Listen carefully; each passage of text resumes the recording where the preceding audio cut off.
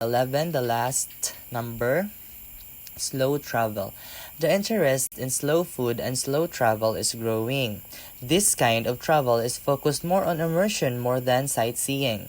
In contrast to the fast pace of seeing so many attractions during one weekend and mainly eating fast food, slow travel is all about taking in the local cuisine and interacting with the community to appreciate the local culture and reconnect with self and family. So sa slow and travel ko no, kibali asa si sa kibali mura na muhuya ra sa kadali muhuya si za didto na lugar para maka-experience sa mga local na nilutuan, sanan makig-communicate or interact sa community, sanan maka kuan isa ng ila culture kung ano sila didon na